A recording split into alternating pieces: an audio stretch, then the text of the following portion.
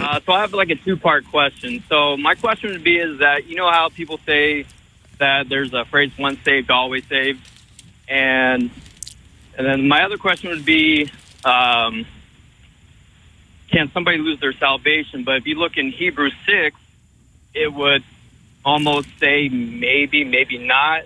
What's your guys' perspective on that? Okay, Bobby, start with you.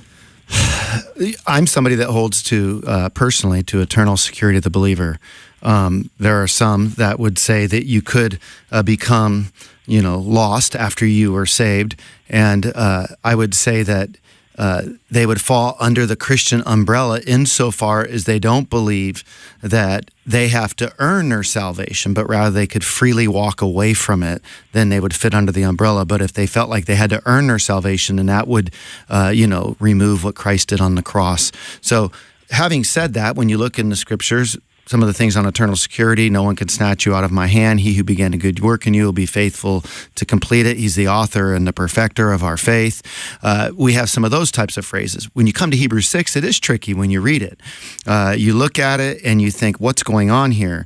And what's going on as it relates to the people where they're walking with God, apparently, and then if they were to go back on this new walk that they had with Christ and go back to their way of Judaism that they once lived according to, then it talks about it would be impossible for them to get saved again. Now, that doesn't mean that if they forsook the way of Judaism, in other words, if they return to the way of Judaism, the way that they once lived, after having tasted of the gospel, and if they think going back to Judaism will save them, it's impossible for Judaism to save you. However, we know in the scriptures that where it talks about this idea of impossible, like where it talks about it's harder for, a camel to go through an eye of a needle than it is for a rich man to get into heaven. But with God, all things are possible.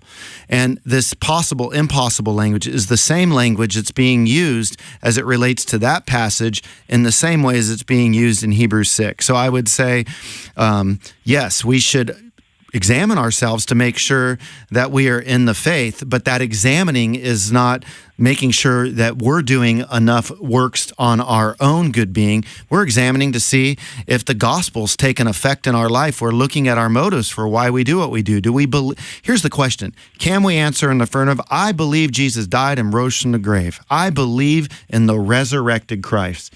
That's the question that we have to answer, not looking at, we examine ourselves to see if we're still in the faith. Like when we examine ourselves, do we still believe the gospel? Do we still believe Jesus died and rose again?